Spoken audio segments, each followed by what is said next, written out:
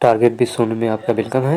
आज आपको हम 15 नंबर पेडागोजी करेंगे। 15 प्रश्न मैथ पेडागोजी के लिए 106 प्रश्न देखते हैं। 15 पेडागोजी रहेगा मैथ का। पहला प्रश्न, एक गणित के अध्यापक ने विद्यार्थियों से एक टेंग्राम में दिए गए सभी आयतों को पहचानने के लिए कहा।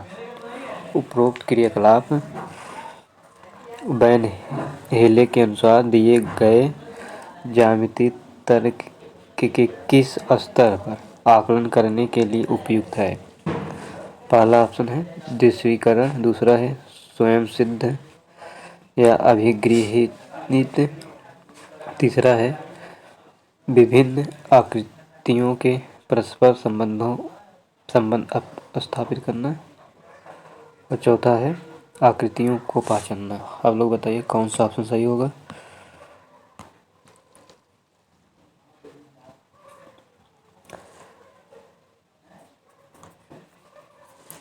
चौथा ऑप्शन सही है, आकृतियों को पहचानना।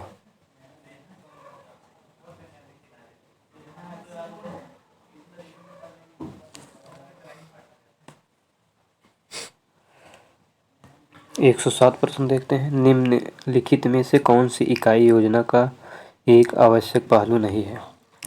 पहला है विषय वस्तु एवं सुसंगत शिक्षण प्रक्रियाओं को अंतरिम और सामयिक वितरण। दूसरा है पाठ्य पुस्तक में दिए गए तय क्रम के अनुसार इकाइयों की योजना बनाना।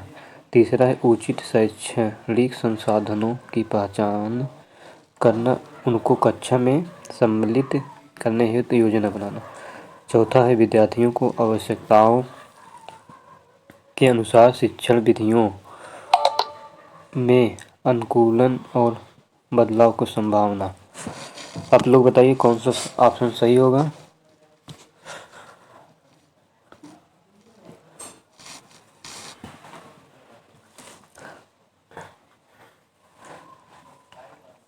दूसरा ऑप्शन सही है,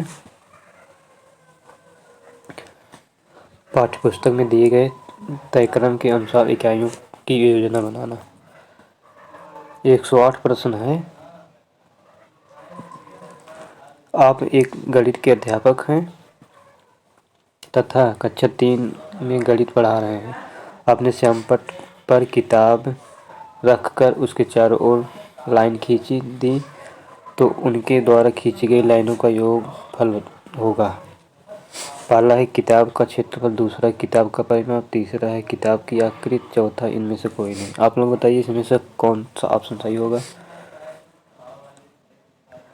इसमें दूसरा है किताब का परिमाप। 109 प्रश्न है। आप कक्षा 5 में पढ़ा रहे हैं। आपने एक छात्र से पूछा कि इस गिलास की पानी में भर दिए जाए तो क्या कहेंगे। इस पर छात्र ने बताया कि भरा हुआ पानी गिलास का आयतन है। इसमें ज्ञात होता है कि छात्रों को स्पष्ट ज्ञान नहीं है। आप लोग बताइए। आयतन की अवधारणाएं, दूसरा है आयतन की माप, तीसरा है आयतन के सूत्र का, चौथा आयतन की इकाइयों पर। आप लोग बताइए कौन सा ऑप्शन सही होगा। इसमें है पहला आयतन की अवधारणा का। 110 प्रश्न है। एक विद्यार्थी 8 मीटर चौड़े तथा 10 मीटर लंबे आयत का परिमाप निम्न क्रिया द्वारा निकालता है। 10 + 8 + 10 + 8 = 36 मीटर। विद्यार्थी का हल किस शिक्षण विधि द्वारा आधारित है। पहला आगमन विधि, दूसरा है निगमन विधि, तीसरा है विश्लेषण विधि, चौथा आलोचनात्मक विधि। बताइए आप लोग कौन सा ऑप्शन सही होगा। इसमें पहला है आगमन विधि। 111 है। NCERT की कक्षा 4 की गणित पाठ्यपुस्तक के पाठों में इस तरह में शीर्षक है कबाड़ी वाली, भोपाल की सैर, दुनिया कुछ ऐसी दिखती है। यह परिवर्तन किया गया है। पहला उन्हें अलग सा समझने के लिए दूसरा है दैनिक जीवन से जोड़ते हुए उन्हें रोचक बनाने के लिए। तीसरा है कबाड़ बेचने और यात्रा करने के बारे में जानने के लिए। चौथा है पाठों में गणित विषय वस्तु का अनुमान लगाने हेतु विद्यार्थी को चुनौती देने हेतु। इसमें आप कौन सा ऑप्शन सही होगा आप लोग बताइएगा।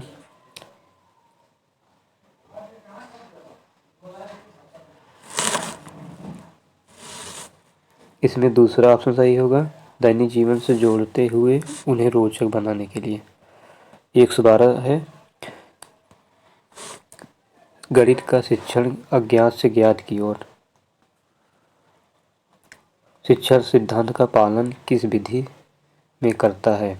खेल विधि। दूसरा है प्रदर्शन विधि। तीसरा है आगमन विधि। चौथा है निगमन विधि। आप लोग बताइए कौन सा ऑप्शन सही होगा। इसमें तीसरा है आगमन विधि।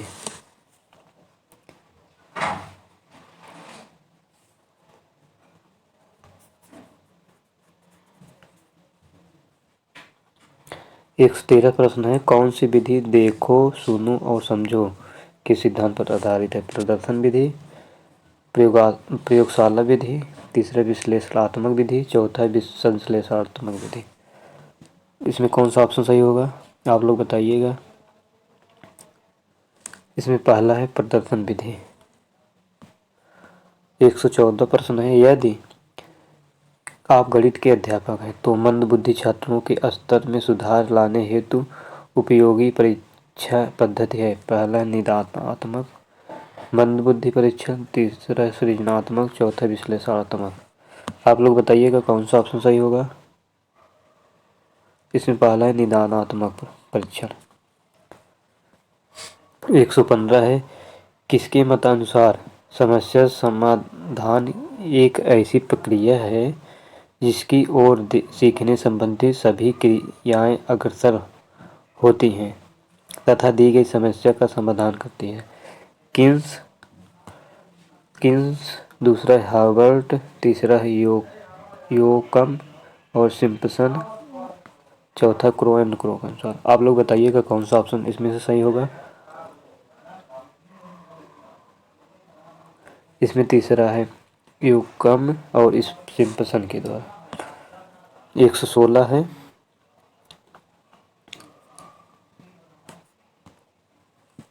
एक शिक्षक ने -25 गुणे -5 का गुणनफल बताने को कहा परंतु नीमा ने उसका उत्तर इस प्रकार दिया -25 गुणे -5 बराबर -125। इस प्रकार की त्रुटियों को दूर करने के लिए शिक्षक को चाहिए पहला है 2 ऋणात्मक अथवा एक धनात्मक व एक ऋणात्मक पूर्णांकों के गुणक में चिन्ह की भूमिका को समझाइए। दूसरा है यह बताएं कि गुणक चाहे किसी चिन्ह के ही हो सदैव धनात्मक चिन्ह। तीसरा है दोनों ऋणात्मक वाली संख्याओं के गुणनफल को धनात्मक तथा दोनों धनात्मक चिन्हों वाली संख्या के गुणनफल को ऋणात्मक लगाएं। चौथा है छात्र को यह समझाएं कि गुणनफल में चिन्हों पर ध्यान न दें। आप लोग बताइएगा इसमें से कौन सा ऑप्शन सही होगा। इसमें पहला है 2 ऋणात्मक अथवा एक धनात्मक व एक ऋणात्मक पूर्णांकों के गुणक के चिन्हों की भूमिका को समझाएं।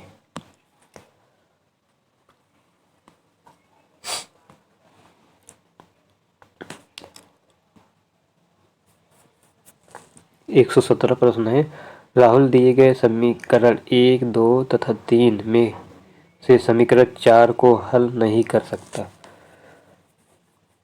राहुल जिसे समझ नहीं पाया कि वह कठिनाई क्षेत्र यह हो सकता है। पहला है प्रतिस्थापन विधि द्वारा 2 समीकरण को हल किया जाता है। दूसरा है समीकरणों को ग्राफ विधि से हल किया जा सकता है। तीसरे में से दिए गए 2 समीकरण उचित संख्याओं के गुणन करने पर परिवर्तित किए जा सके। चौथा है दो समीकरणों को हल करने के लिए उनका योग व्याकलन किया जाना चाहिए। आप लोग बताइए कौन सा सही होगा। इसमें तीसरा है ऑप्शन सही 118 है। घातांक कार्य करते हुए एक विद्यार्थी को नोटबुक में जो कार्य देखा गया वह इस प्रकार है। 4/3 गुणे 4/2 बराबर 4/5, 5/6 गुणे 5/3 बराबर 5/9, 7/3 गुणे 7/3 गुणे 3/7 बराबर 21/10। तो इसमें यह स्पष्ट होता है कि विद्यार्थी को समझ नहीं है। तो पहला है घातांकों का योग व गुणन कैसे किया जाता है। दूसरा है समान आधार वाली संख्याओं का गुणन कैसे किया जाता है। तीसरा है अलग आधार वाली संख्याओं का गुणन कैसे किया जाता है। चौथा घातांकों का योग कैसे किया जाता है। इसमें कौन सा ऑप्शन सही होगा। इसमें तीसरा है ऑप्शन सही, अलग आधार वाली संख्याओं का गुणन कैसे किया जाता है। 119 है। गणित किट निर्मित करने वाली संस्था का नाम।